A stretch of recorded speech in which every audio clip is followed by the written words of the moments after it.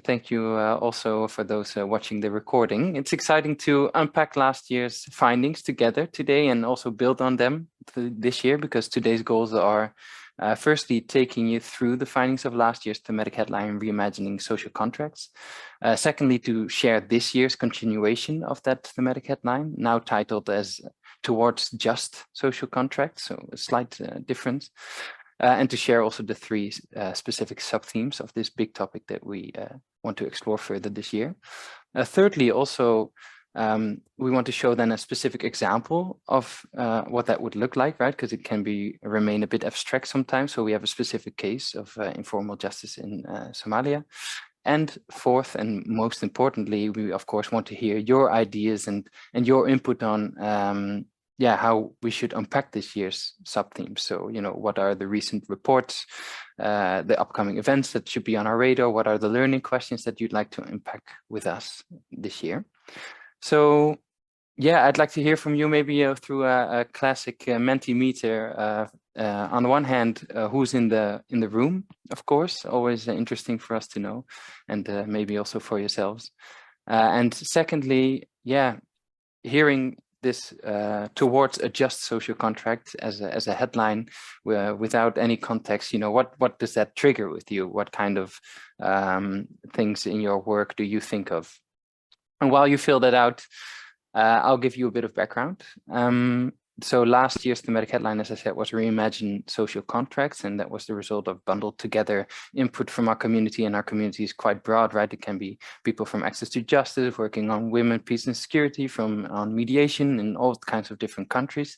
But the common denominator was to dive into, let's say, on the one hand, the what, so, big challenges that lie ahead of us of, hampering results on SDG 16, shrinking civic space, but also global challenges like climate change. So how to reimagine maybe the standard way that we work and support to be more effective and to show better progress. And secondly, also a bit more on the how, so covering the trends of localization and decolonization debate and making better use of non-Western or local knowledges and logic. So also reimagining the positioning of the international community and being more conscious of how you are intervening in an existing context and a social contract. So that led to last year's thematic headline, to reimagine social contracts. And that guided our knowledge management fund, our annual conference, some events. And those findings are summarized in an analytical paper that Georgia will present in a bit. But reimagining was just a start. So our network voted to continue unpacking this because, it was still at really this imagining level, but we need to also work at a more operational level. So the thematic headline of this year, Towards Just Social Contracts, with three sub-themes, which Messina will guide you through in a bit. Sorry, can the Mentimeter be up again so we can just go through the results a bit? Thanks a lot. Okay, so the researchers are winning. Welcome. I'm curious maybe about the other who doesn't fall into these categories. Anybody who would like to share? Who filled out the other?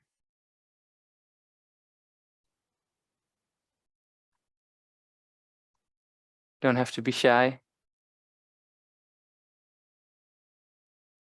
No. Well, maybe we'll find out in the breakout rooms later in a more intimate space.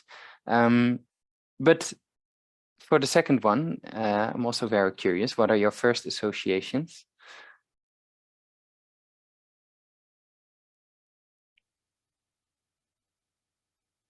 Do you have that slide for me? Sorry, Christian, we just have to launch the second question now. Oh, sorry, I didn't know it was separate.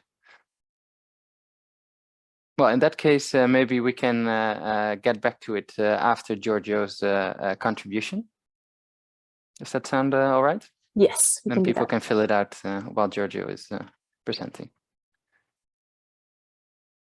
Go ahead, Giorgio. Yes, thank you, Christian, and hello, everybody. So as Christian anticipated, I'm going to share some of the insights included in what we called the analytical paper on the social contract, which It's called analytical because it means to go a little bit beyond just giving a synthesis of everything that was discussed last year in the KPSRL on the social contract, but it also doesn't add a whole lot of original analysis. It's mainly a way to say that it goes beyond synthesis. It adds also an analytical frame, but it also doesn't go too far from what people have actually discussed. And I would like to present 4 observations only from that analytical paper to keep things manageable in the time that we have. There are more topics, so I refer you to that paper, which is available on our website if you would like to know more. Yes, then the first observation was that we observed that defining what we mean by the social contract still remains problematic on a practical level, and indeed very few of the contributions that happened during 2022 went into defining the social contract concept for the purpose of what they were discussing. And on one hand, we saw that as being a positive aspects of the discussions because it allowed freedom from people to come from different directions rather than having to fit inside the Western tradition of the social contract. At the same time, sometimes people remarked that they weren't sure about what they and others were discussing because of this lack of a shared definition. So what we did was to review what contributions we had in 2022, looking for what sort of definition was implicitly there when people discussed the social contract. And we came up with this working definition, which is on the next slide. Melissa, could you please share the next slide? Yes, so it's a long definition. It's a complex one, but actually it has only 3 elements. One, it has a plurality of actors in it. Actors that are formal and informal, public and private, and then can also come in conflict with one another. The second element is that there is a focus on shared expectations.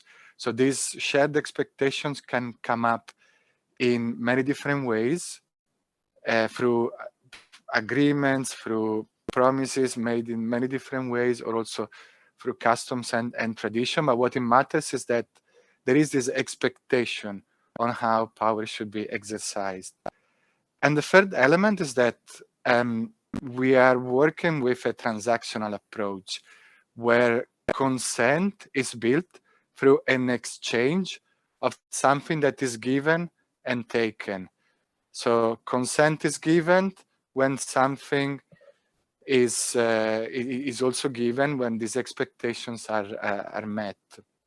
We can discuss, of course, if there are elements that are missing in this definition. One thing that came up in an initial discussion of the findings was, okay, but what about what we think that traditionally binds a nation together?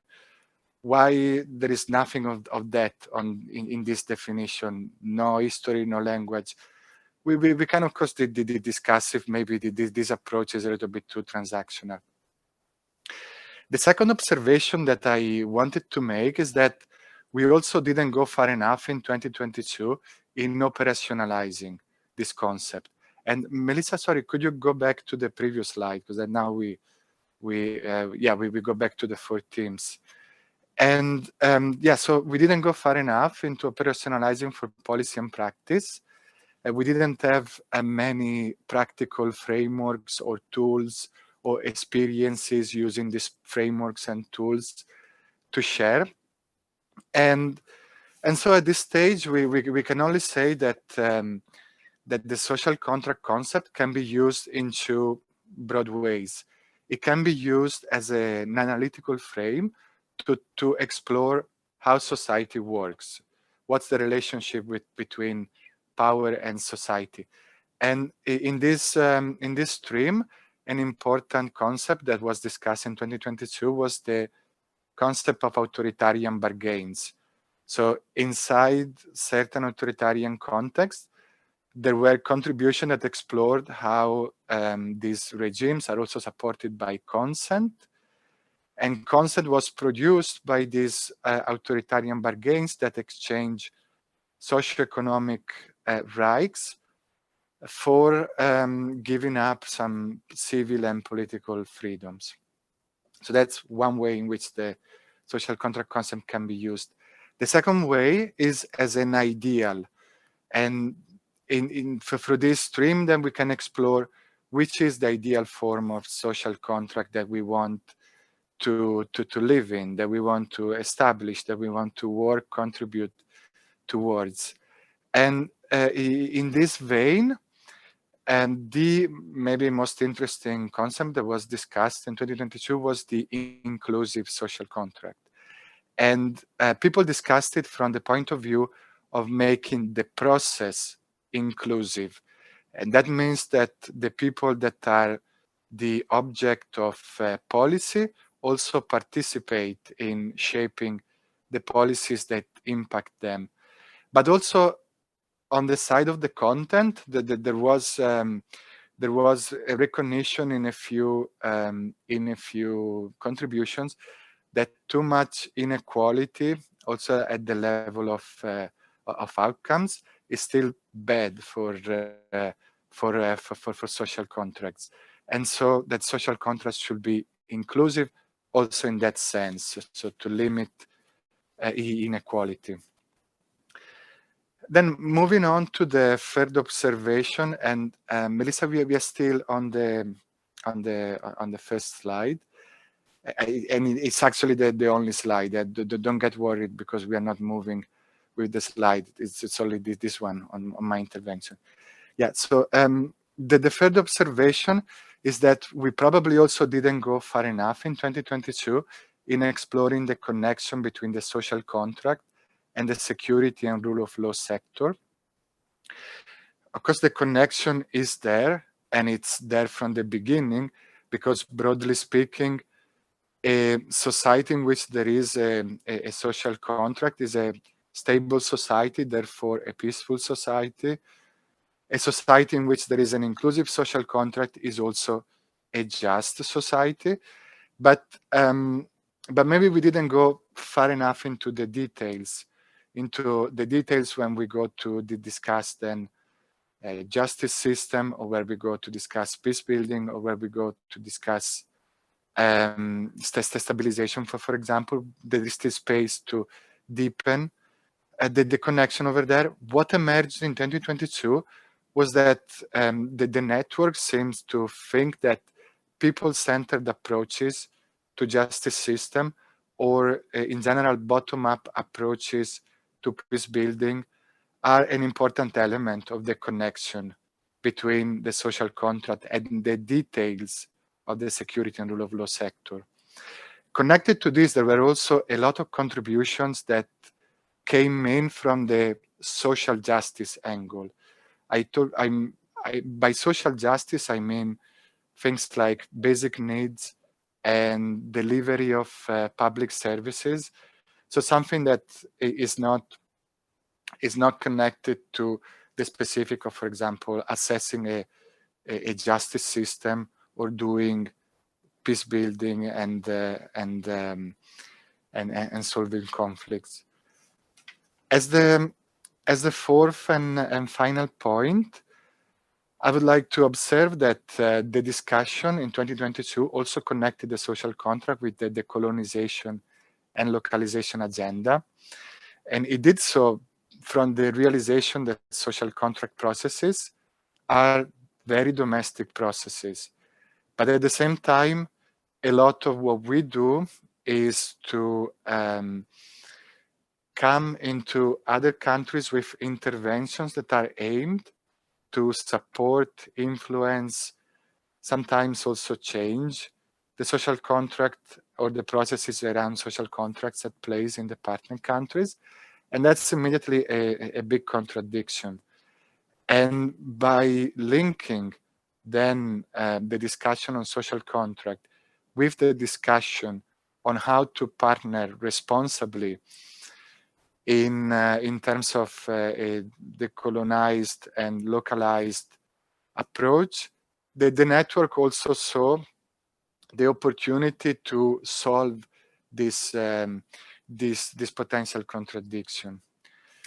As mentioned, there are more themes in the analytical paper, but I'm going to stop here for now, and Messina will now continue with what we are thinking now for 2023. Thank you. Thanks, Jojo. Maybe for those who came in a bit later, we just had a bit of an overview of 2022 Reimagine Social Contracts, and now we're going into, Messina will take us into the sub-themes for this year. And after that, we'll also see a specific example of that. And then we have a discussion. I see, by the way, that the Mentimeter is being filled out. I see some people who associate towards just social contracts with facilitating, let's say, trust between government and society. There's several comments that, let's say, link towards that relationship. Definitely fill it out as we go. Such input is always welcome.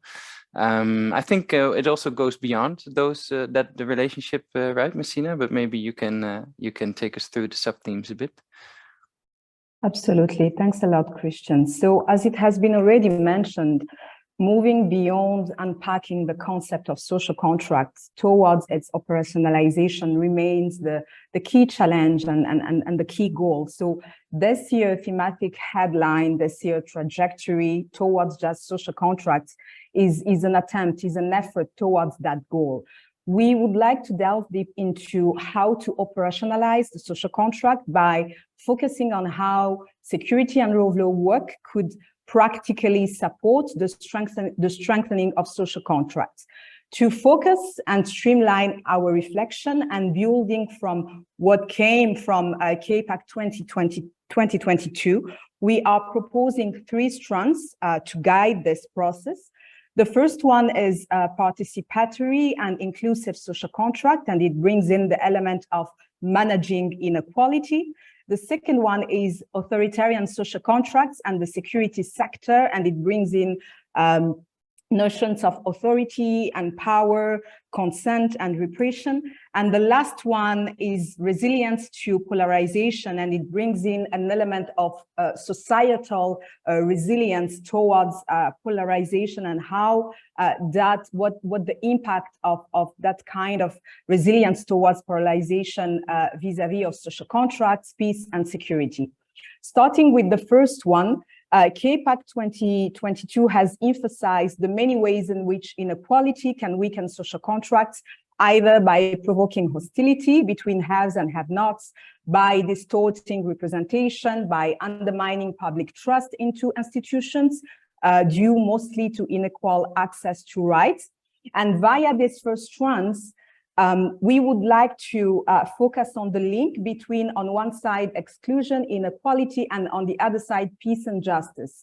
The aim here is to delve deep into how to practically manage inequality for the purpose of moving towards just and social contracts. Topics to be discussed under this strand may, for instance, include specific approaches, tools to address intersectional inequality. I'm thinking here, for instance, about how to operationalize the feminist foreign policy, which is quite trendy now. Example may also include what people-centered justice can concretely look like and how to contextualize them. It may be about specific ways to engage new types of stakeholders, actors like the private sector, who up to now have been considered as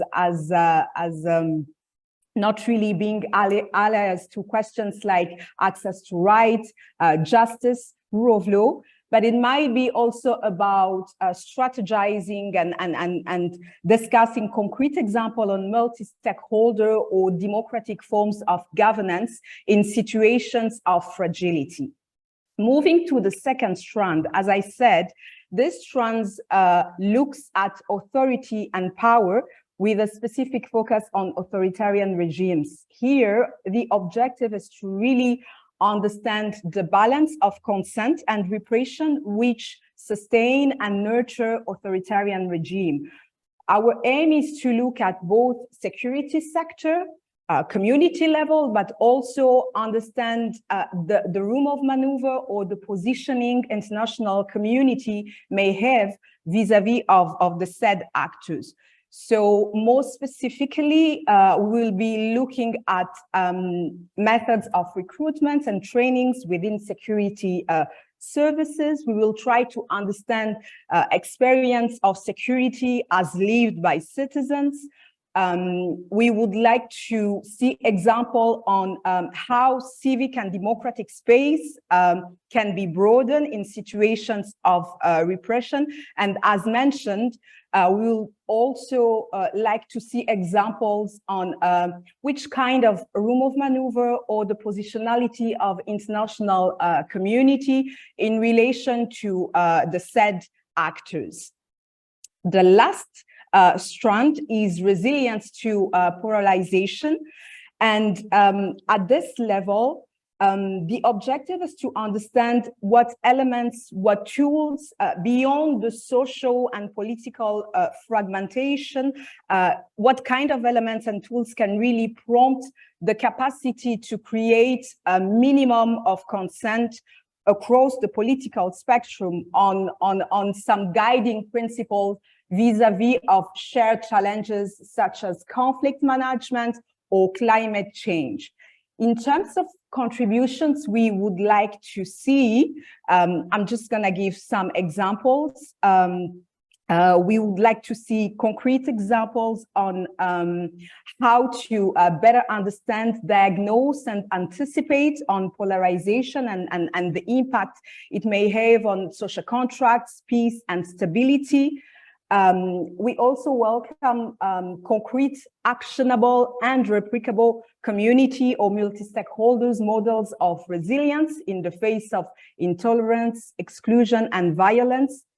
Another example might be tools to negotiate policy improvements on polarizing topics such as gender equality or maybe freedom of sexual orientation. And last but not least, this is very important, we would like also to put a zoom on some of the unexpected positive effects of polarization. This might be maybe situations where an initial situation of polarization has created or has enhanced democratic processes in a more practical way, and how to practically leverage on those models or those examples. So this is how we envisage the three strands.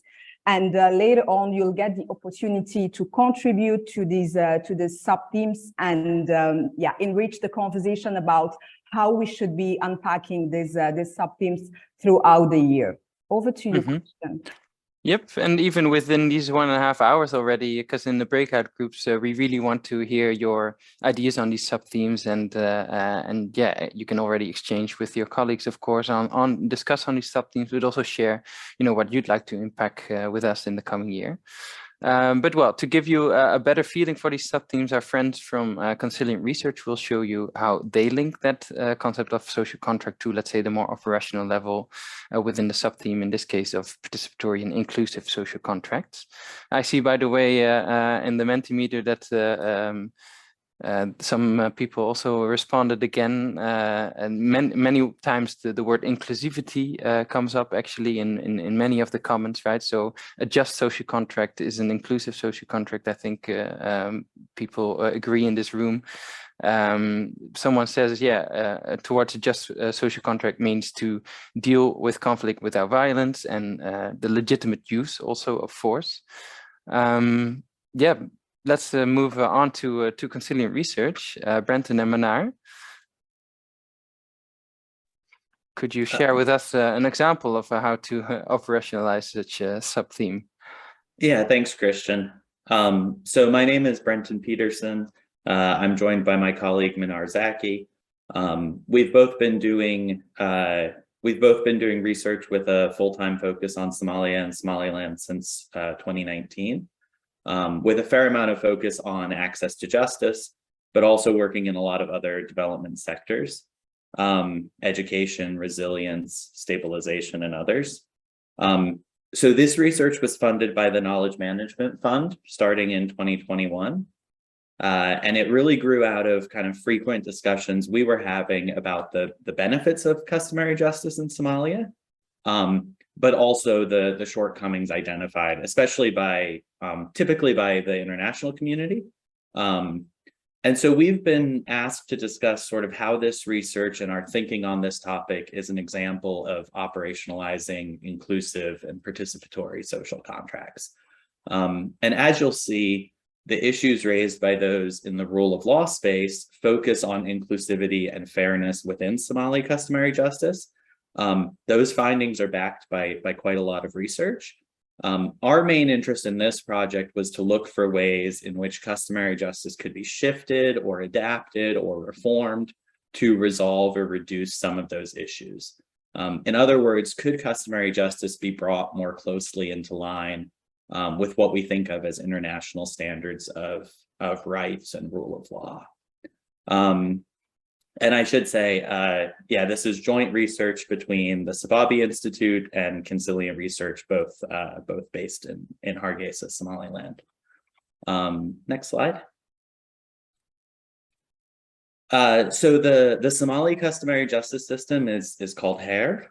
HARE is organized around clans, which are lineage groups defined by a common ancestor. I'm going to go through a little bit of background, but not too much, I promise. Those clans are essentially extensions of the extended family. So I'm going to sort of breeze over some details here for the sake of time. But the important thing to know is that HARE is mostly administered at the level of DIA groups. And so this is the group of adult men who would be responsible for raising money if you killed someone from another clan. They're the people who would come together to pay dia to the other clan. And that group might be anywhere from 50 to several thousand men, depending on your group. So the system HARE is a series of bilateral agreements between these dia paying groups or clans. And they govern lots of aspects of intergroup relations. For our purposes, they're important because they specify penalties for specific types of disputes, such as how many camels are owed if you break someone's leg. And so elders working to resolve the dispute within this system will use precedent, so similar past disputes between their two groups that can guide them regarding the correct punishment, the level of compensation, etc. Now, HARE is a major part of the Somali legal landscape. It's the primary legal system available in rural areas, but it's also widely used in urban areas because it's cheaper, faster, and in many areas more trusted than state-backed courts. And part of the reason for this is because elders act as advocates in disputes. They're actually a part of my family, quite literally, and they argue on my behalf. But more importantly, they're also a central part of the overall social structure. So they're not just justice actors. If someone is looking for a job, often an elder in their family serves as a reference. Elders are involved in who runs for office. Elders in the clans they're part of mobilize resources to pay school fees or university fees. So part of the reason they're respected is because they have such a big role in society, even outside the justice sector. And that's also why we feel thinking about HARE and how to improve it, how to bring it in line with Somali's preferences is worthwhile, because the importance of elders is not diminishing, really. And courts are not very effectively replacing them. So we should think about how to make this system work for everyone, how to make it more inclusive. Next slide.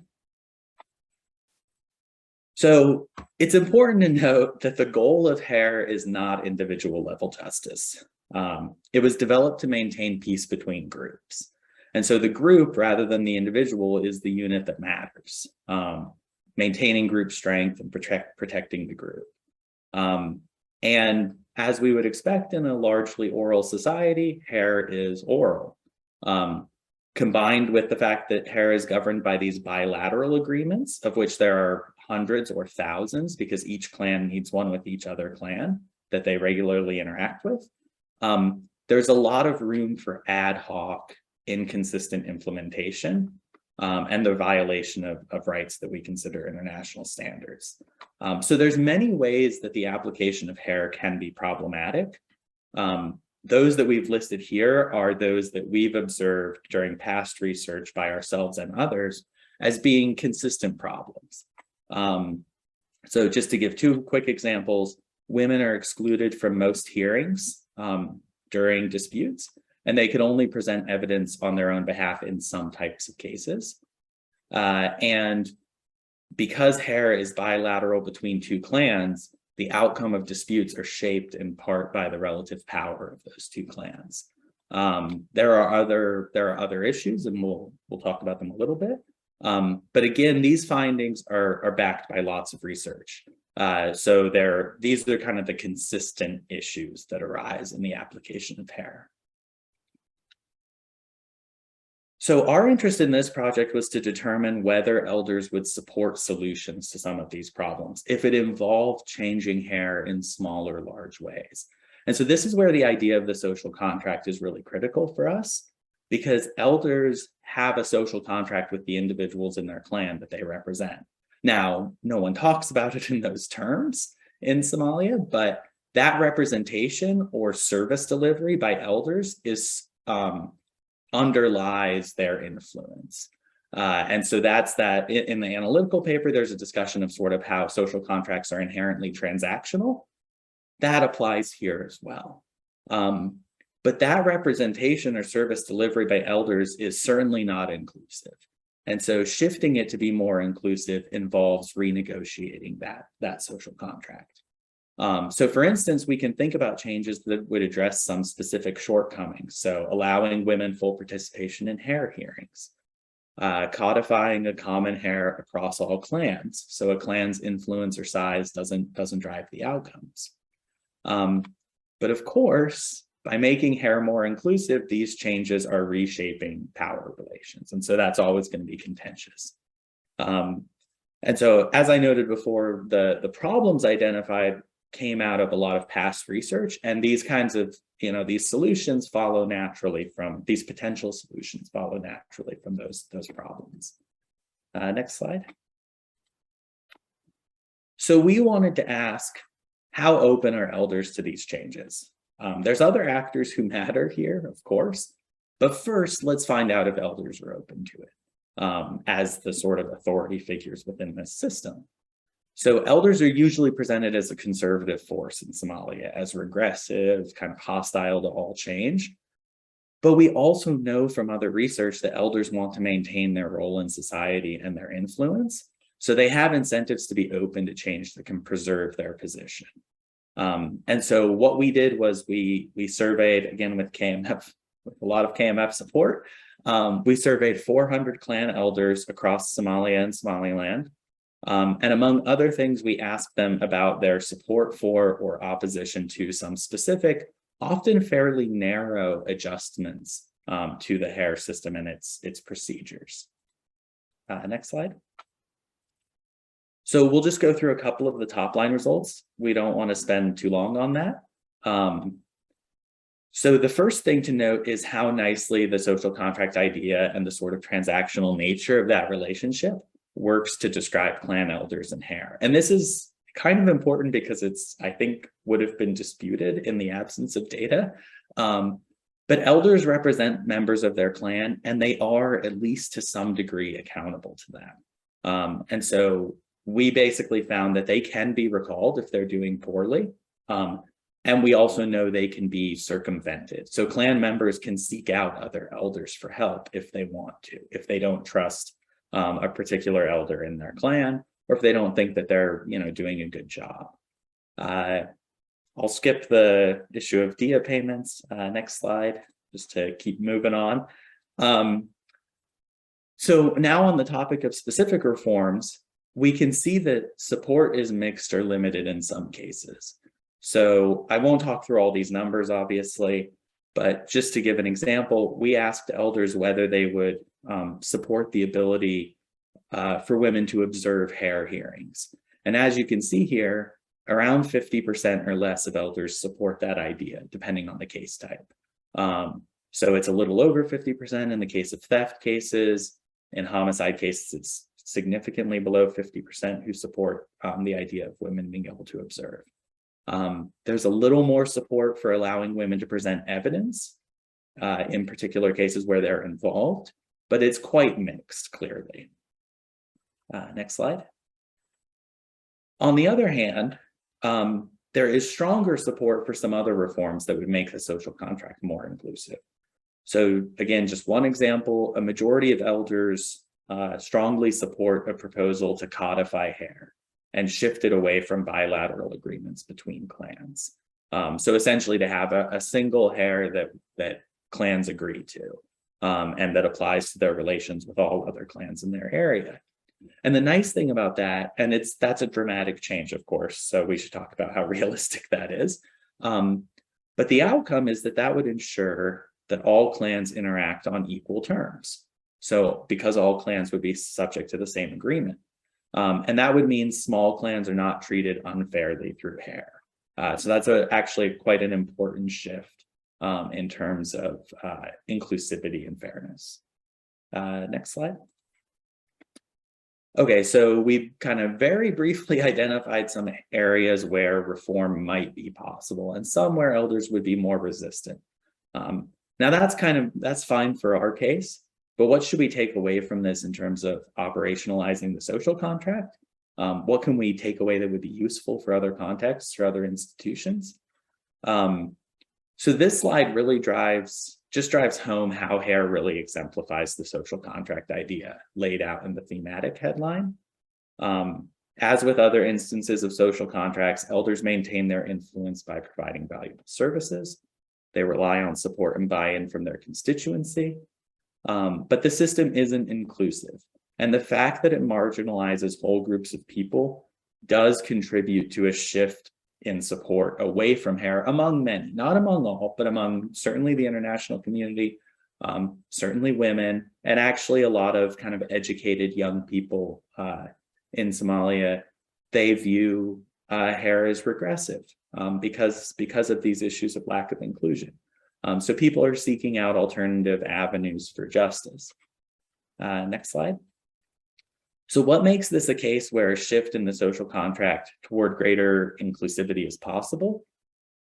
One is that elders are more trusted than any other justice institution or actor by Somalis, at least based on research that Manar and I have done. There are certainly complaints about elders, accusations of corruption, issues with how hair is administered, but elders have legitimacy. And more importantly, perhaps, that legitimacy is built on deep social relations that are unlikely to change in the short term.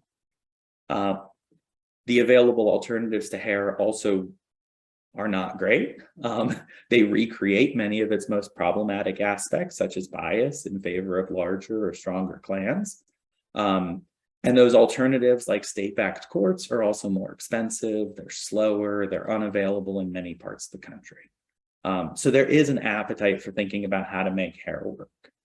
And maybe most importantly, at the macro level, is elders benefit from their positions in the abstract, so respect and influence, but they also benefit in concrete economic terms from being justice actors, because they're paid for their role in hearing cases and resolving disputes.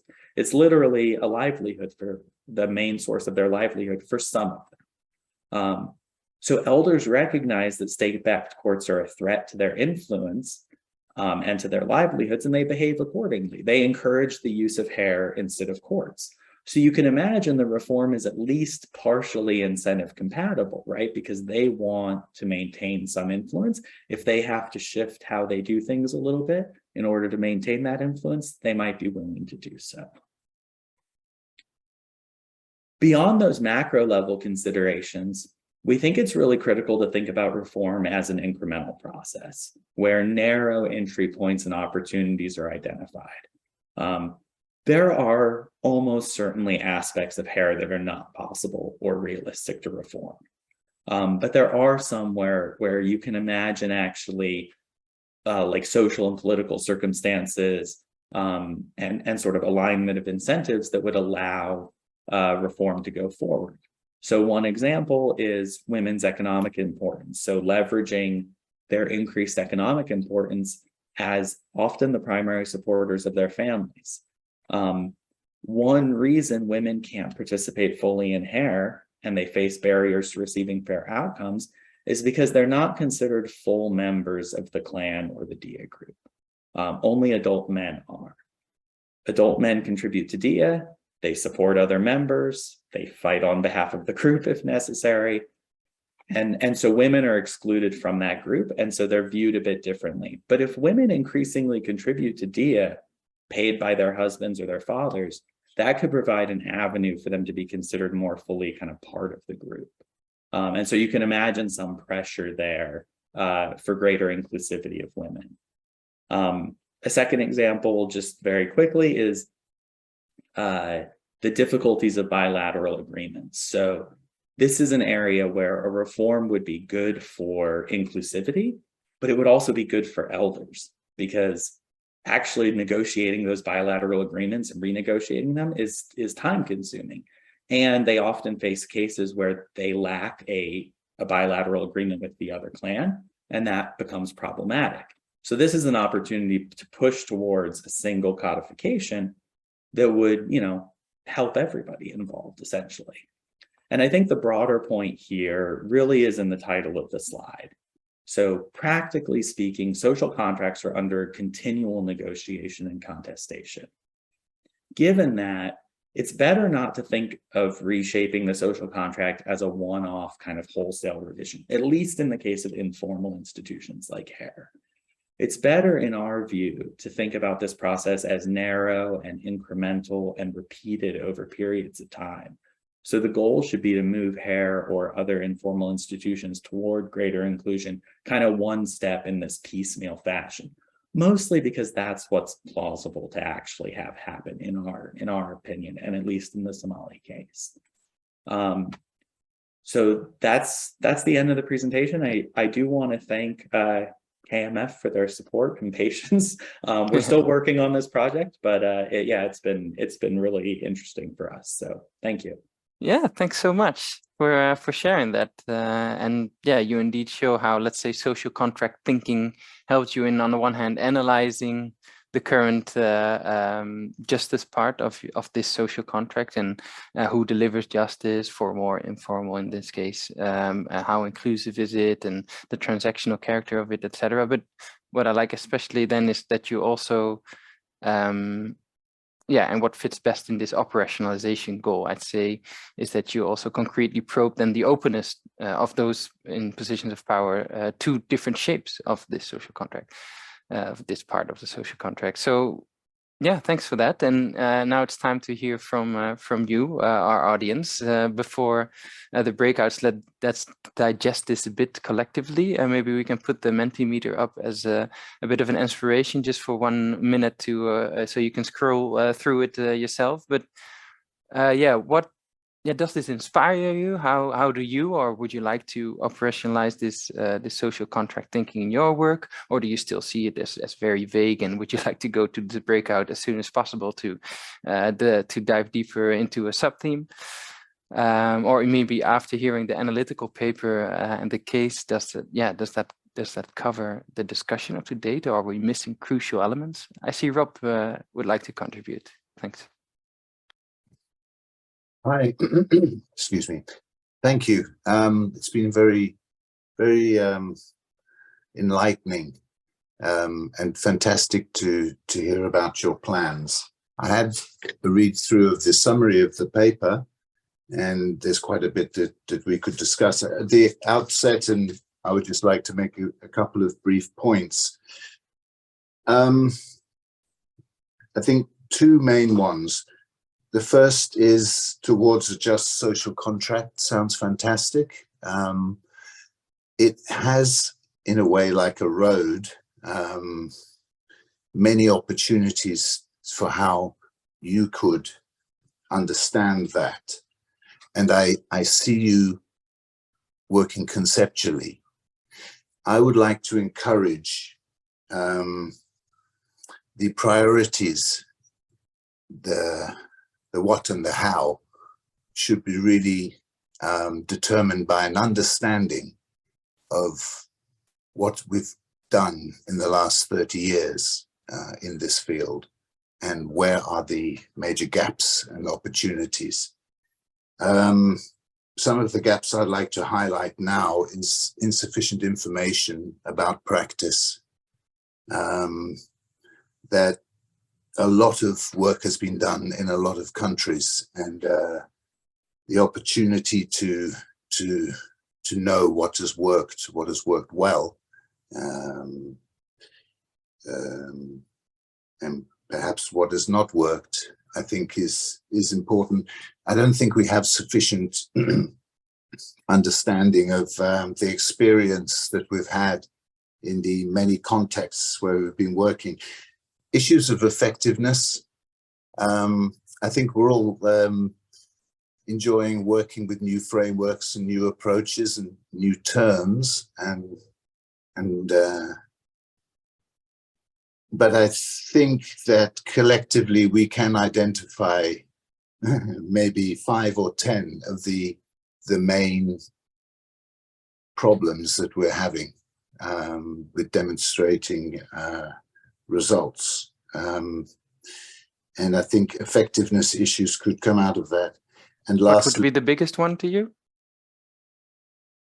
Oh, well, I think that would be a wonderful discussion to have, and I think many would have different views. I think planning is the one that I would choose if I had to choose one.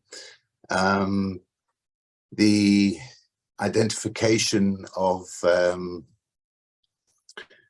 results in the context where we're working, often insufficiently based on good understanding of the context, how things work. If we look at our actors, for example, our religious leaders, our traditional adjudication structures of the justice at the community level, do we know sufficiently who these people are, how they're functioning, and yeah, particularly what has been tried in other places, what has supported the transition towards respect for constitutional or women's rights specifically. I think it's very exciting, the second example we had. But yes, from my experience, the design of the intervention is key.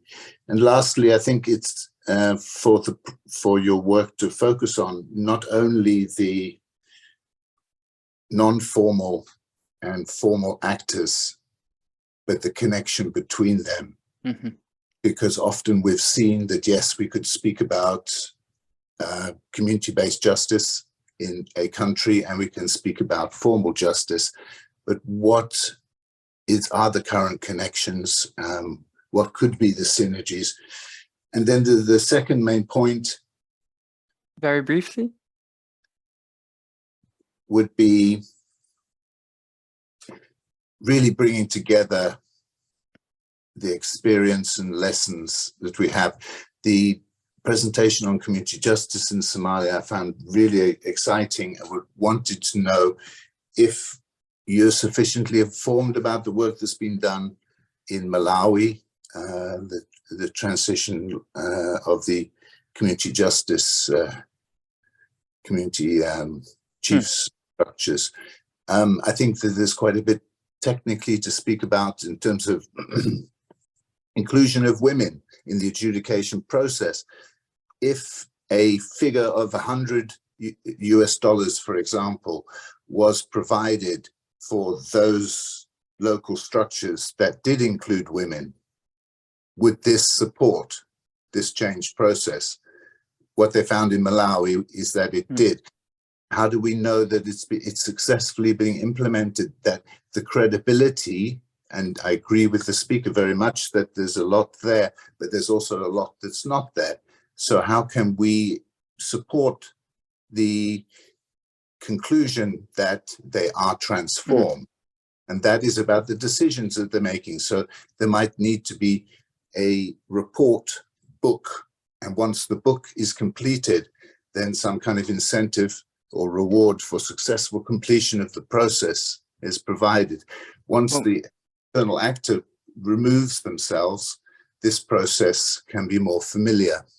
Maybe that's something to be picked up with by Brenton maybe in the breakout. But thanks also for going through the analytical paper, much appreciated. And towards a more just towards a just social contract starts with I guess then indeed better understanding first of the gaps and the context, but also with the better connections between formal and informal actors.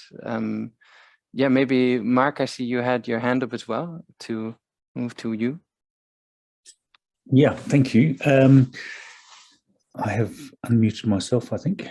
Thanks. Well, thank you all for this. This is great to join this group online, and I have to say that I very much appreciated Brenton's presentation. I thought it was absolutely excellent. I suppose I have just some questions and queries about, I suppose, that the first concept that we're talking with here about the social contract. The more I listen to the discussion, the more it seems to be implicitly grounded in some kind of enlightenment vision of what social contracts are. And that, that social contract is about peace. Social contract is about what is essentially, two actors, as in one person from a multiplicity of actors on one side being, the people, and the state on the other side sort of agreeing, or the sovereign agreeing to something. But I've just read a fascinating book by Louisa Lombard, it's a book from 2016 that she's written on the Central African Republic, which reveals, a very different understanding of the state, and the way that the state and the way that the state gives becomes, provides, becomes an important part of the inherent dignity of the individuals who make up the great unwashed of the citizenship. And so I wonder whether some of these other sort of, avenues or other visions of social contracts, and she makes some very, I think, useful projections about how Central African Republic, which is obviously a place which has experienced a great deal of violence, and where the state is regarded as sort of like weak or fragile, how things might be moved in the future. So that's my first point. My second point, and I'll be quick, is that I really loved Brenton's, albeit brief, report on his research, or their research. I'm among many other things, a colonial historian. And so I've done quite a lot of work on the Indian subcontinent.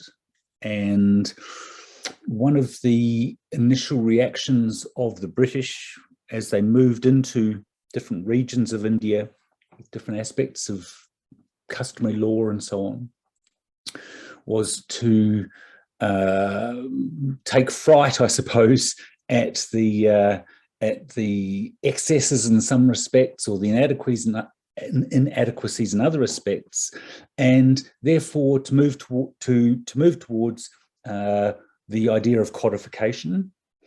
And they developed processes of ascertainment. They were developed first in the Punjab. They were used then elsewhere, across the continent, and then they were moved across into Africa. And so ascertainment has a long colonial history, and it is also part of the history of domination. It is part of the history of others saying, well, hang on a little, let's just try and pull this stuff together and let's try and sort of like smooth things out. It'll be more efficient. We'll be able to sort of like rub the rough edges off and draw in some things that are missing. And then with codification, we ascertain from all these different places, we codify, and the whole thing moves on, which is very, very, very colonial sort of approach. And so I suppose one of the things which we have to do in our day and age now is try and reconcile how we actually deal with that history.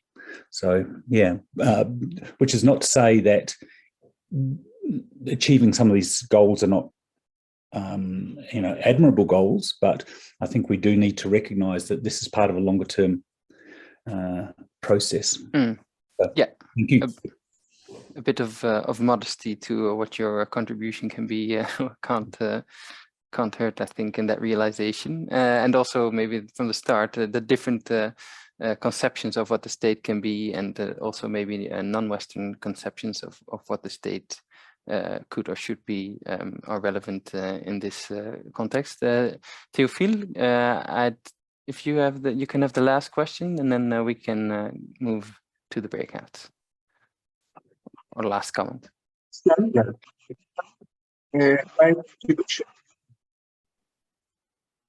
Your sound is breaking up a bit. I don't know if others are able to hear it, but I can't hear you. No, I can't hear either. Can you hear me now? Yes, now I can hear you. Okay, I'm talking about the cultural aspect in a social construct, because I guess the cultural aspect might be embedded in a social contract.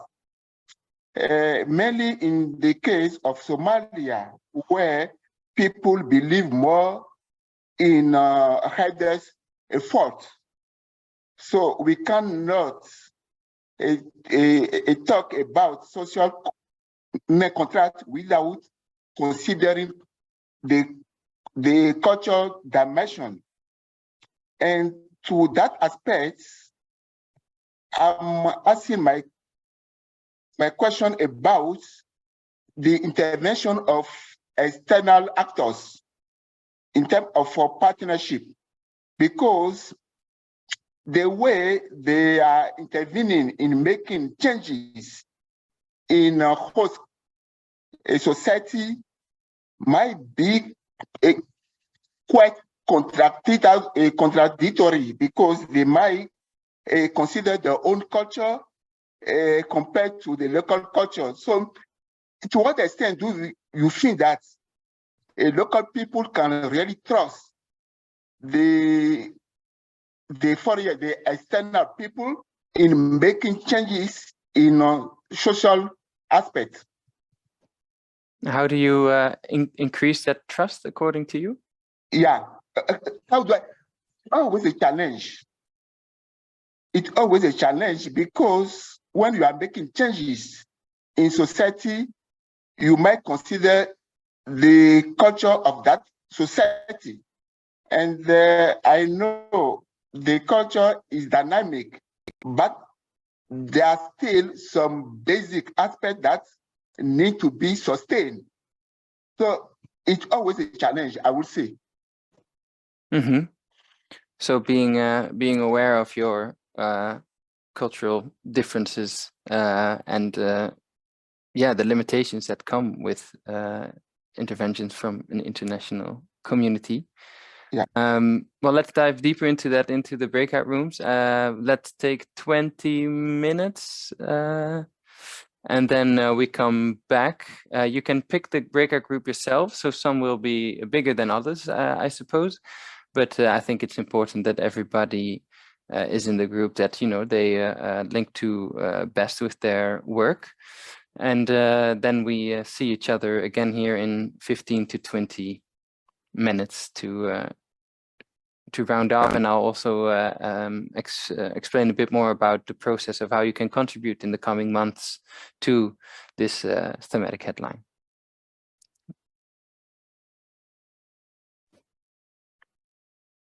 Welcome back, everybody.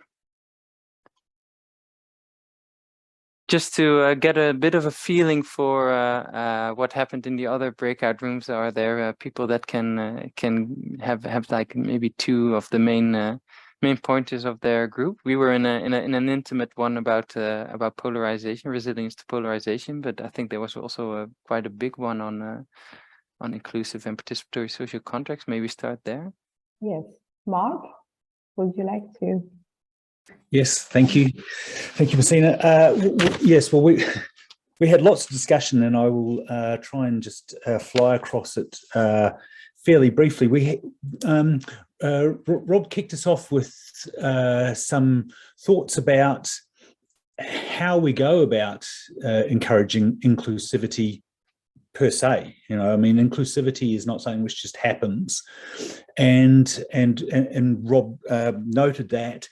And I suppose that some of his insights from work which was being done in Uganda has to do with incentives for engagement, and for us to think clearly about how incentive structures work for, and should work most importantly for those on the ground rather than for us. There were questions around different groups or categories of people, such as women being included in processes, and Messina spoke to that briefly, and it was certainly something which came up in Brenton and Manar's presentation earlier, and Brenton was just speaking to some of these issues just as we got sort of zoomed back up into this main room. I made a point about people-centered justice, and its and how the idea of people-centered justice is, while at one level virtuous, in fact it seems to be very much focused on justice seekers rather than what justice produces, and certainly those who are the subject or object of justice processes. Abdurrahman spoke about the difficulty of actually grounding some of our interventions in change, well, producing change through our interventions, and thinking more clearly about how sometimes large amounts of funding failed to gain traction. And again, we were moving back towards Somaliland case studies. And we then heard from Robin, who spoke about, again, in that context, about how concrete inclusion must involve some kind of material base or involvement. Inclusion is more than just being there. Mm-hmm. So what precisely does inclusion produce if it's not a virtue in its own right? I've just got last point. Two more points very briefly. Witzke talked about land governance, and she has shared in the chat a link to that, so we can point people towards that. And Brenton spoke at the very last, before we were zoomed back, about how democratic processes are, an assumed virtue for us in, living in countries where this is the norm, but democratic processes don't necessarily produce the results which we might expect in many other places. So that's it. Wow. Yeah. Thanks for sharing. That sounds like a lively discussion. Just a point of order. Yeah, we might go like 3 minutes over time, because I'll also just share briefly how you can contribute to this thematic headline in the coming months and years. So, but to hear from the other group first on authoritarianism and the security sector. Yes, Christian, sorry, I forgot to to ask for a person I to did it too, so report. So yeah, I will just mention a couple of points. So so firstly, we had a gentleman from CIPRI in our group, and he shared what CIPRI has been doing on the topic, which is good to know for you know, potential events later this year or sessions at KPAC. And what I noted down was that they were working on a way to divide country by the level of intensity of their protests. So mass protest countries, countries where protest is sporadic, and countries where there is such a high cost of dissent that protest actually doesn't happen. So that was an interesting framework. And then CIPRI has also been working on a study in Iraq, going to ask to people exactly the question of what do you expect the government to provide to you, and is it providing that to you? And yeah, the main findings were that core to what people expected of the government were, yes, security, employment, and then basic services such as electricity, gas, and the like. And to the question of is the government fulfilling its obligation, apparently it was a resounding no. And of course, this is also a very interesting piece of work to delve deeper later in the year. And then my final point is that then the discussion moved to discussing also how intergovernmental organizations like IDLO or the UN can keep working in authoritarian regimes on very delicate issues like security sector reforms, where where there are opinions that the space to do so might not be there. So when to continue, when to stop, also for intergovernmental organizations. Thank you.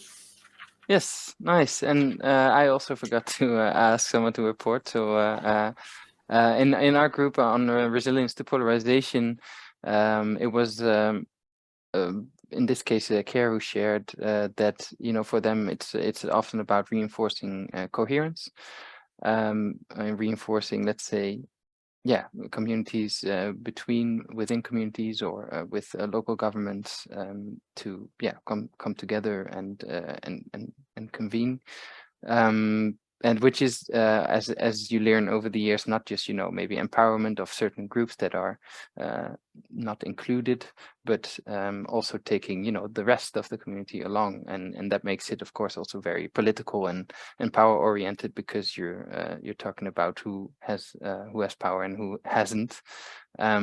So the concept of a social contract can be useful there to be aware of those power differences, especially also informal powers that are, of course, very important in most of the contexts that we work with. But the concept of a social contract in practice is not, you know, used a lot because it doesn't speak to the people that they work with. So yeah, that summarizes a bit the discussions then on these sub themes. We